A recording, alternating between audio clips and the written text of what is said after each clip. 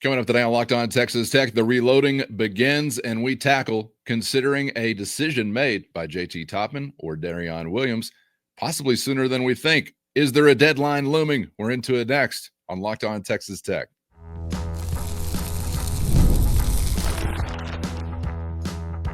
You are Locked On Texas Tech, your daily podcast on the Texas Tech Red Raiders. Part of the Locked On Podcast Network, your team every day. Great to be with you again on Locked On Texas Tech on the Locked On Podcast Network, your team every day, always free and available on YouTube or anywhere you get podcasts. And thanks as always for making us your first listen. Today's episode brought to you by Game Time.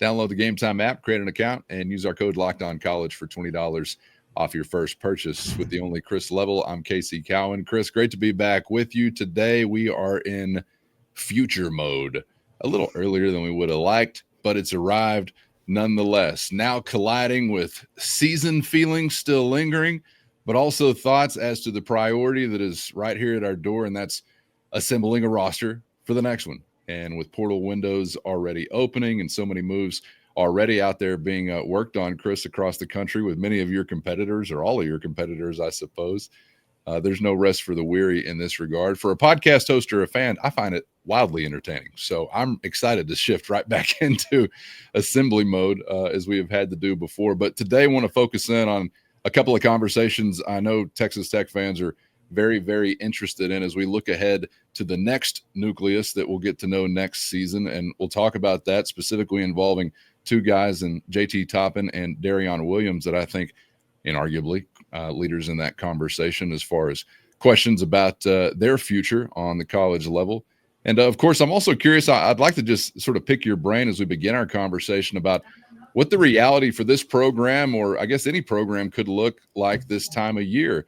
You know it's going to end at some point, and you know you got to get busy in these areas as soon as it does. But I have a feeling somebody's already busy in these areas, maybe while you're still playing basketball. Is, you know, the general manager department has now grown to a totally new kind of entity compared to what we had just a few years back. So what is the intersection of obviously trying to play through the most important time of the year and chase hardware, and knowing you got windows opening and transfers looking and all those things happening at the same time? How do they keep juggling all those balls in the air? Your focus is always going to, remain on the task at hand, but I think you're missing the boat if there's not some time spent, working on what's next and off to the side, and that's just the reality of where we're at. I don't know. I saw somebody say this the other day. I guess it was JJ Watt, former NFLer, and he said, imagine free agency in the NFL beginning like the Monday after wild card weekend in the NFL. And that's kind of what you have, is they felt like they were, okay, we'll wait till after the first weekend of the tournament and then the portal will open. But there's still 16 teams left, and you were one of those. And again, I think conversations take place. You're trying to be respectful, but you're also trying to get some things figured out, and you're laying some groundwork and all that stuff. But yeah, you've got that's also the reason why there are general manager roles added to these staffs, and why you're allowed to have an extra assistant coach. I mean, there's just some, there's more people to handle some of these things because you're dealing with some things simultaneously. And again, you're thankful to be doing it simultaneously, because that means you're still playing. Yes. That goes without saying. And you hope that you continue. I would hope that they would maybe move the portal window just maybe to a week later, and it would have been like this Monday, or this past Monday, I should say, yesterday. And I think that would be maybe a bit of a more sweet spot. I don't know, but I've heard, because we had this conversation during football season as well, and the hang up between semester academic calendars. Remember those? The academics part of this, the academic calendars and enrollment on that front, and that, I guess, necessitating some of the timelines we see. And maybe that's specific to a football calendar. I don't know, but again, going back to that juggling act, there's a whole lot going on there. Everybody's trying to juggle as well. But man, your competitors are already doing it. And obviously you're happy to still be having to juggle, like you said, and fighting in the Elite Eight or whatever it might be. But everybody's already working on it. So it's, I'm sure, a little bit nerve-wracking as you're trying to do those things. But I'm curious to see, or hear from you about a timetable here, because I don't, we're hearing from fans already, I think following the clock ticking down to zero, saying things like, I need a return announcement like I need oxygen. And I'm thinking, all right, well, I hope you can hold your breath, because I'm not quite sure you're going to get that oxygen anytime soon. But do you have a feel for that yet, Chris, realistically, whether it is, guys on the outside we could be talking about, or maybe even some of these involved on the inside? Do you have a feel for what type of timetable we're actually looking at? So I would say, and this is very difficult for myself included. I think patience is going to be key here. Like, I'm going to say a variety of different things here, and you can read into it or whatever. I'm just going to try to be straight. You're going to put a good roster together. You just went to the Elite Eight. You were well funded. I can't tell you what it's going to look like. I don't think they even know. But I do think at the end of the day, you will put a very competitive roster together, and the Elite Eight aspect of this thing, combined with the fact that you're well funded, that's a hell of a combo. Okay. And so I will not move off of that statement. I just don't know what it will look like or what it will constitute just yet. And that process has already begun. But at the end of the day, and this, so from a timetable standpoint, there's a couple of things. Some of this could get put together rather quickly. Some of this could take a while to play out, and it's probably going to be some level of both. I can't tell you what, like, you'll know everything there is to know by this date. That doesn't really necessarily exist. And we've experienced that the last two cycles. Yes, we have. And so we'll just kind of have to see what's around the corner. But as far as, so timetable, the reason I say some of this could happen rather quickly, again, possibly happen rather quickly. You have a scenario to where you're going to start to hear the term front load a lot, which is what you're allowed to do right now up until a week from yesterday, April the 7th. You can get contracts in front of people, you can get signatures, and then you have the ability to front load money that is not attached to the revenue sharing, which is coming this fall. That's a whole separate number, which we've seen. What is Texas Tech promising their basketball program? What is it? Somewhere between $3.5 to $4 million. It's like 3.7, 3.9. I can't remember what the 3.7, somewhere around that sweet spot. But you can go outside of that number right now for the next week. I will also tell you, and this is somewhat confusing, and I get it, and we can continue to explain this as we go along, just so people can kind of get a good grasp of it. There are some people that don't think that April 7th will be a drop dead deadline for that part of it. So keep that in mind too. There's a lot of people operating that it's got to be done by then. If they rule on that court case or the house settlement case and all that stuff. But there's a lot of people that don't think that will be like the deadline too. So I'm just offering that up based on what I'm being told and what I'm hearing. So keep that in mind. But for sake of this conversation, let's just operate on the fact that you could have only a week to get a lot of business done and front load. And so which, what is by that? The way, that fluidity par for the course recently. Yeah, maybe it's a deadline, maybe it's not. Exactly. We've had that experience also. So what do I mean by front load? Well, you are still operating under the previous set of rules prior to April the 7th. I think the thought is that April the 7th, you've got to have a signed contract with the collective, and then you can agree to a dollar figure, an NIL deal, and all those things. And then I think that all of those monies must be paid out by, say, like, I think it's June the 30th, like the last day in June, because July 1, you're now new set of rules, revenue sharing, all those things, and you've got to go the new way they want you to do NIL, and like any outside deals got to go through the clearinghouse and be vetted and all that. Again, if this is the way this is going to go, but I think right now you're operating under these terms. So this means that.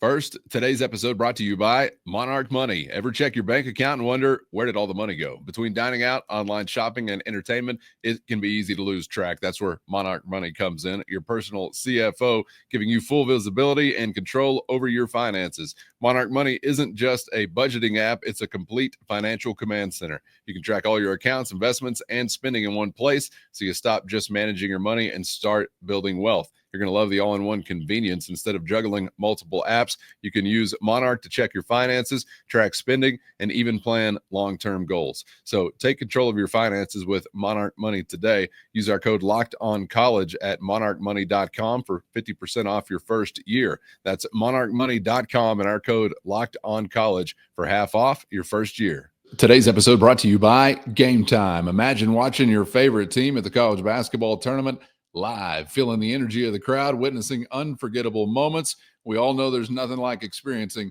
a big game in person, and getting tickets shouldn't be stressful. That's where Game Time comes in, making it easier than ever to grab last-minute seats at unbeatable prices. With Game Time Picks, curation makes it even easier to find better value for tickets to sports, concerts, comedy, theater, and more. And the one and only lowest price guarantee, which means you get the lowest price, or Game Time will credit you 110% of the difference. Plus, peace of mind with seat views before you buy, no surprise fees, and the lowest price guarantee. You can book with total confidence. So take the guesswork out of buying tickets with Game Time. Download the Game Time app, create an account, and use our code LOCKEDONCollege for $20 off your first purchase. That's LOCKEDONCOLLEGE, Locked On College, for $20 off. Download Game Time today. Last minute tickets at the lowest price, guaranteed.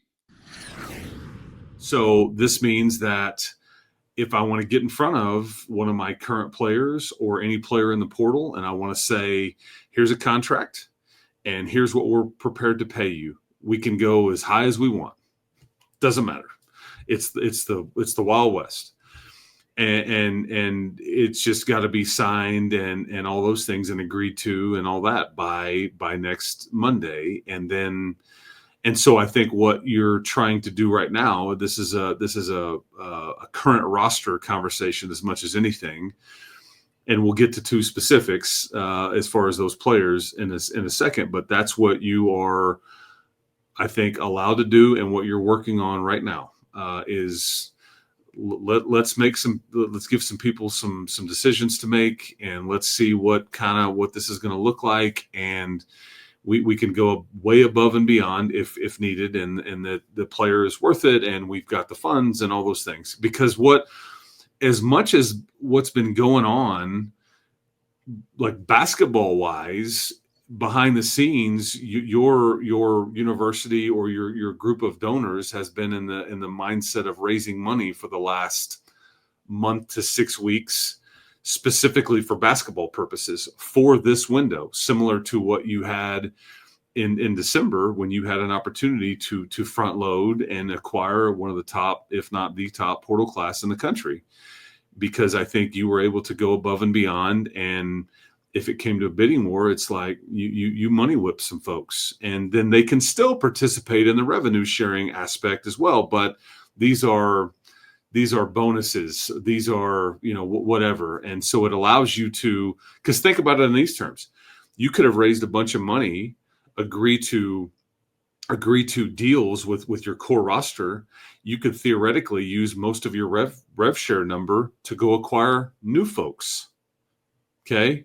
I mean, so that, you're dealing with a pretty substantial dollar figure here, and more than you were last year, because you have people that care about basketball. They care about this university. They care about, and I'm not going to get into the amounts. And I think that the reason I'm not going to do that is because it's a case by case basis.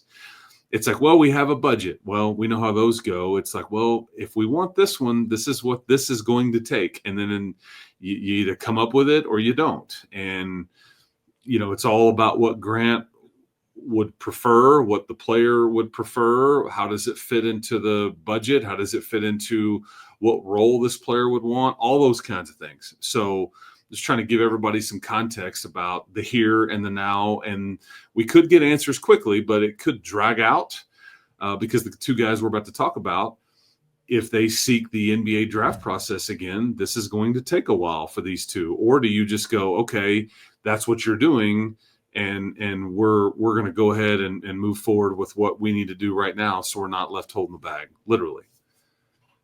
Oh, that's got me twisted up 6 ways from Sunday thinking about how to handle that timeline. And I know There's so much else to get mixed up on, regarding these lines on the calendar this time around for this type of money versus this type of money that can be allotted from this group versus this group or the university or whatever. So I hope it's a lot easier to process maybe as we're sitting here a year from now, but I understand why people might get bogged down in these weeds as we sit here now. I also understand our audience full of daily sickos who are here for this kind of thing, this kind of weeds talk. So there you go. There's a lot of it. But that timeline you just described there, that's kind of crazy to think about with players of the caliber of Toppin and or Williams, and then what you need to be pursuing, or I guess otherwise not, depending upon their decisions, and these decisions taking X amount of time. That sounds like quite the challenge to kind of juggle and balance. I'm sure personal relationships help maybe pave that path as they communicate with one another. But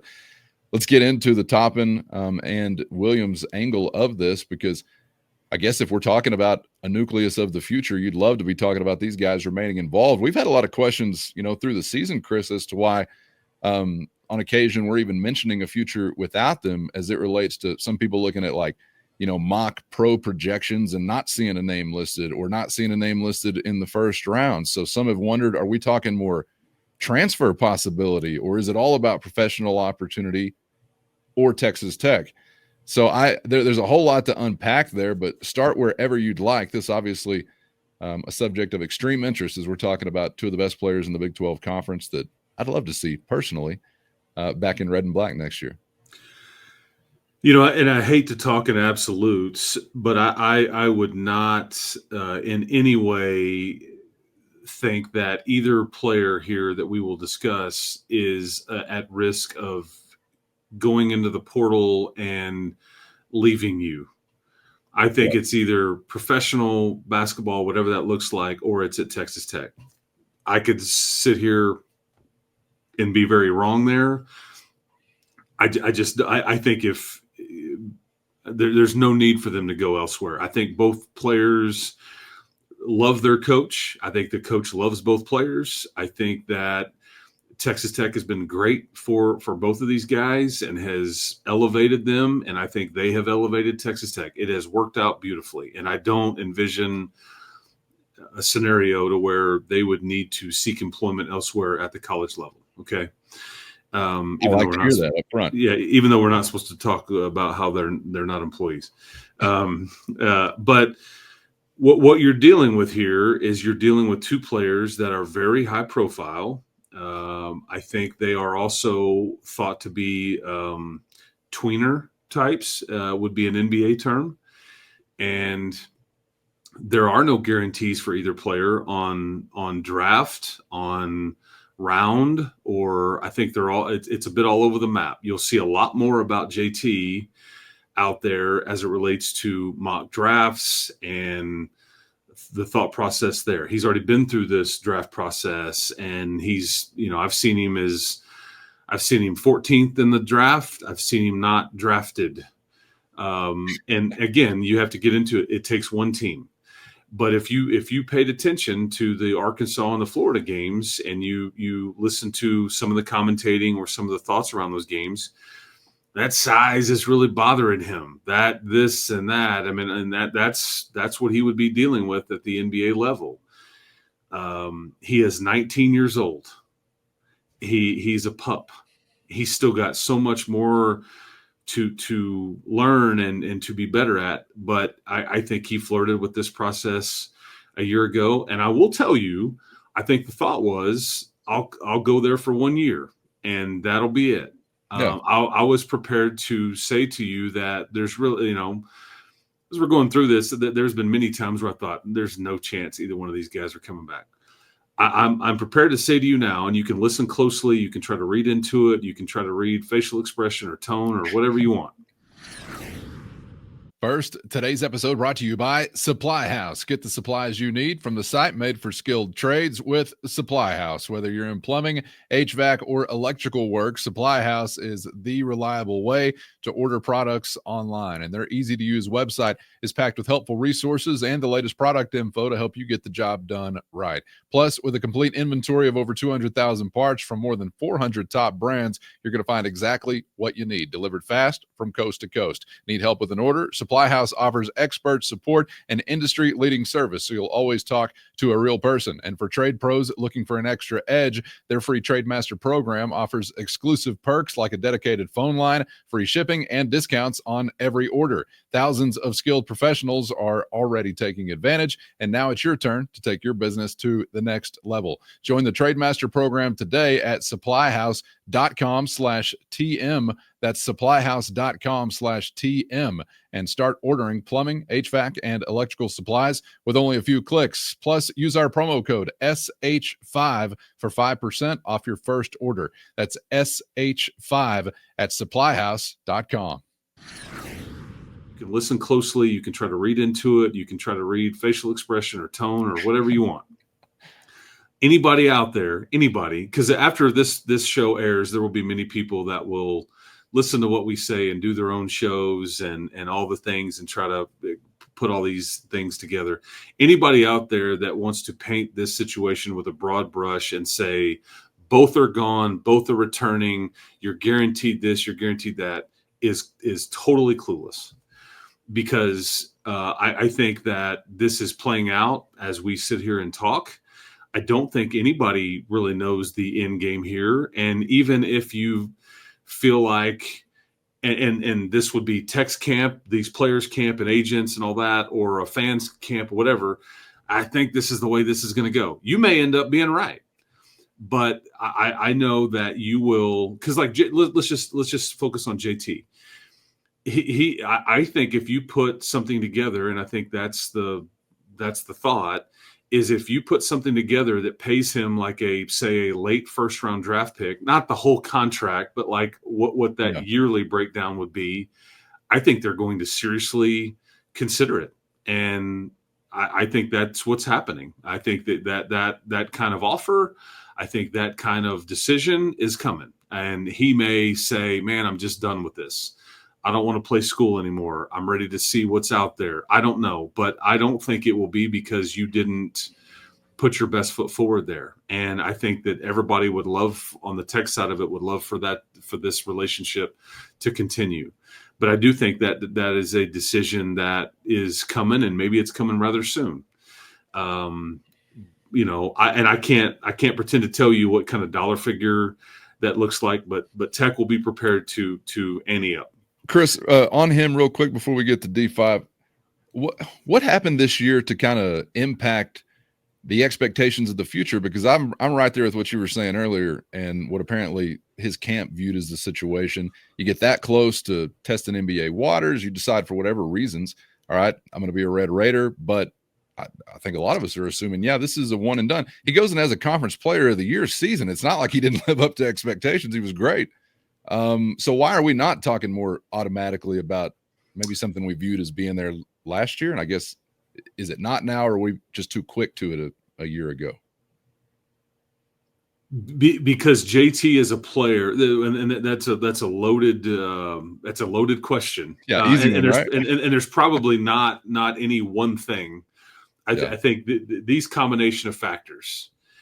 I think, one, JT's still going to be a tweener. None of his measurables have changed. The NBA, right, wrong, or indifferent, is a measurables league. There's plenty of examples to the contrary of guys that just are freaks and they excel and they don't look the part, or they're too small or too skinny or whatever it may be. He's a back-to-the-basket post player that I think was told he needed to enhance his perimeter game. I think that you saw glimpses of that. He's still going to be a back-to-the-basket post player, but he's 6'7" with really long arms, elite level quickness, phenomenal hands, and all that. In the NBA, you're there's just not much back to the basket. It's all about, around the rim, and it's about shooting from the perimeter and all those things. So none of these measurables have changed. It's still the same problem. I think he's a bit better at what he does and has proven that he can do it on a higher level than he did at New Mexico. But he's still going to be a question. There is no guarantee with him. Now, granted, it just takes the one team to go, dude, we love it. We're okay with it. Like, we're taking you at 22 or at 14 or whatever. And then all bets are off. So it just takes the one. I do think he thoroughly enjoyed his time here. I think he likes this team and this program and this city and all the things. And he likes his head coach. And it wasn't always like a perfect, I think, but what these players do is, like, Grant holds guys accountable, even if you're high profile, even if you're a role player. And oddly enough, shocking, they love him for it. They love being coached. They love go back to, remember this conversation in Salt Lake City. Was it the BYU game? And it was the Utah game. A couple of early fouls in the Utah game. And it just kind of a non-factor. He was inserted back into the game, and then I think you went on a run and you ended up blowing out Utah. So you kind of forget about that one. Remember the BYU game? He was large in part not a huge factor in that game. That was a D5 game where he put the team on the back and all that. But there was a lot of questions that we were getting. Man, body language doesn't look like he's having any fun. Remember that? Oh yeah. What's wrong with JT? Yes, and yet. We've all grown and gotten better, and it's been a really beautiful relationship. And I think the kid's an absolute warrior. And he was the Big 12 Player of the Year. But and then the last part is, I think that you're willing to play ball as a university, as a collective, and so all of those things factor in. It's a bird in the hand conversation. Maybe I'm willing to deal with school a bit longer. Maybe I am willing to maybe I want to run to this situation as opposed to getting out of here as quick as I can. They will have to make that decision. Pro basketball will always be there. And he's 19 years old. I don't know when he turns 20, but he's a pup and he's got 2 years left to play.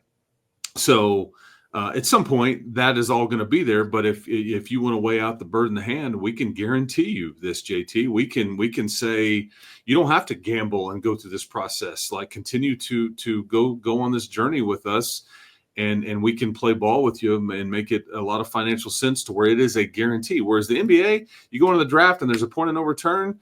You can be on a two-way contract. If you're first round, you get guaranteed money. If you're second round, you're guaranteed nothing. I mean, ask Jemias Ramsey if he would love to do it all over again.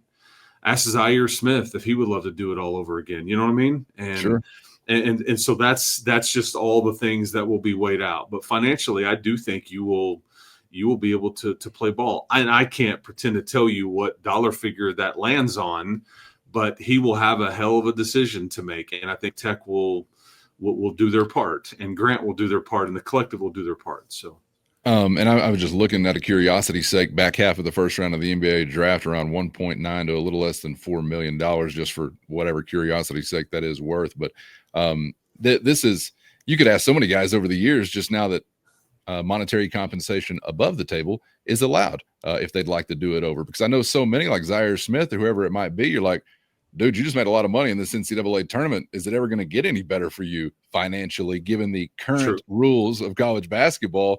You might have to go chase that, but there's just a much different option now available. And this is one of those things I'm loving that our guys, our team, is involved in this on the potentially beneficial end of it. But I just thought, as a college basketball fan, when we were headed into the NIL era, and I'm looking at some things that I could be, viewing as a positive impact of that, I wondered aloud, would better basketball players stay longer in the college game? We got into that one and done era, which I don't think was great for the college game. And, for whatever it is worth, their opportunity to go chase it as a high school student, I think they deserve, or a high school graduate, whatever, 18-year-old.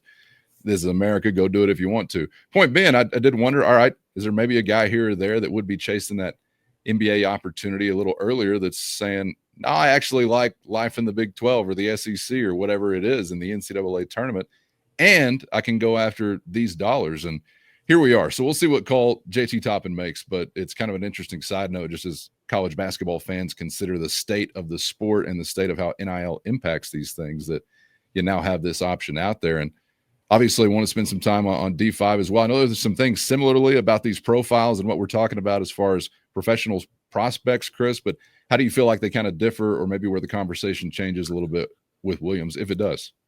Yeah, well, and he's not really showing up on many mock drafts at all. Again, tweener, same thing. I think he's a phenomenal college basketball player, and he will play professionally somewhere if that's what he chooses. And I think that is in the cards. He has just gotten so much better. I think you see the Swiss Army knife aspect of his game. It's and I mean this as a compliment, but it's like an old man game. I mean, he can just do a variety of different things, whatever the team needs. You want me to score? Do you want me to facilitate? Do you want me to do it from the perimeter? Do you want me to do it in the post? He's just a matchup nightmare, and he plays so much bigger than he is. But again, he's only 6'5" 230. Maybe he measures out closer to 6'6", but. And again, to some NBA agent and here's the other thing about mock drafts too. I want to say the mock drafts that you see out there, a lot of times they're flawed. Why is that? Well, a lot of times, whatever outlet is reporting it, whatever site you're looking at, a lot of times that's a writer. Those are scouts that are funneling info to said writer, to whatever media outlet it would be. And the scouts typically don't make the decisions for NBA teams. The team president or the owner does. Like, we can't take this guy. This isn't going to sell tickets. Hey, we can't. I don't care what you're telling me. I'm not going to draft a guy this size. I want to go get this guy. I mean, so scouts are typically closely connected to, and they may be well versed and they may be dead on with the way that they rank it and the way they think it'll fall out, but they're not the ones pushing the button on the decision on draft night. That's just not how it works. Team presidents and owners and a combination of that are the ones that make those decisions. So keep that in mind when you see these mock drafts. And I I had somebody tell me the other day that, like, JT's draft stock is all over the place. Yeah. I mean, he's thought to be like this and he's thought to be that. And so that's why I think you've got to at least offer these guys something, and I don't want to put a price tag on these guys, but I don't know who's worth more. I think based on what we're saying, and JT being more in the draft world, he's probably worth a bit more, Big 12 Player of the Year worth and all that, but that doesn't diminish how much Darrion Williams would be worth at, on the open market, if you will. But again, I would say that it's up to what do you want? Yeah. I think you want them back. I think you would be willing to pay realistically what it would look like. And there's a point where if somebody just says, "Hey man, this is what it's going to take," and you're going, "Hey man, we just are not going to do that."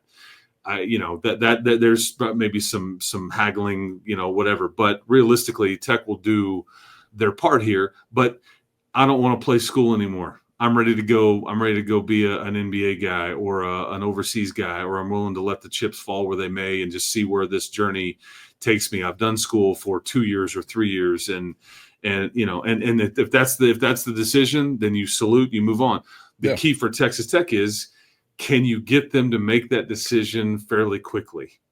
And I think if we're under this thought of this set of rules that we think may stick but may not, can we get this decision made fairly quickly? Because one, now I know what I've got. I know how much dollars it's allocated to. Now I can get to work to plan B and C and D and figure out the rest of this stuff. But these are the two that I think would get the primary focus. And we'll get into Christian Anderson and some of the other folks on maybe tomorrow's show. But yeah, that was going to be my next question, man. Like, the name. If you can't mention these two, and we're talking next nucleus, then it is. He's the top of the list. Do we go straight to Christian Anderson? He's that the top sounds of the kind list. of scary, but also justified all at the same time. But we will get into that coming up on the next episode as we look ahead to 25-26. And I just don't think there's an old man anywhere in the country that tell either one of these boys leave college. leave college. Just think about that, guys. Lazy River. There ain't no lazy rivers out there. There ain't no lazy rivers. Well, there are a few, but you got to pay to go. You get what I'm saying. We'll have to respect the decision one way or another. But, man, what an interesting timeline as you describe it, Chris, and appreciate that insight there. A lot of things happening, kind of that duck calm above the water, but paddling furiously underneath the surface going on right now in the LBK. Chris, appreciate the perspective and the time. As always, man, we'll get back to this next kind of conversation, talking about the next nucleus to come on an upcoming episode this week, and a whole lot to keep an eye on. So stay with us and get subscribed on YouTube or anywhere you get podcasts so you miss nothing. Chris, we'll see you for the next one. Hey, man, appreciate it. Keep hope alive, everybody. Maybe literally. Yeah, some hope. I think it's out there. Yeah, I think it's out there. Thing. Yeah. That's right. Proof of performance. Just another highlight reel of a season to get out there and utilize to reassemble for the next go round. So hopefully some positive results as a result of that coming about very, very soon. For Chris, I'm Casey. Thanks as always to the Everydayers. Shout out to the Matador Mob as well. Hit the show notes and find a link to a free 14-day trial if you dare to become a Matador Mob insider. That's your direct line to Chris and myself with one-on-one text sent straight to your phone. The healing began quite a while ago. If you were a mobster, talking it out, chopping it out, saying some crazy things, but it was all in the trust tree. It was in the Matador Mob trust tree. A little therapy session breaking out over the weekend. So thanks to all those mobsters for being out there as well. And thank you. And as always, we hope to see you back for the next round on Locked On Texas Tech.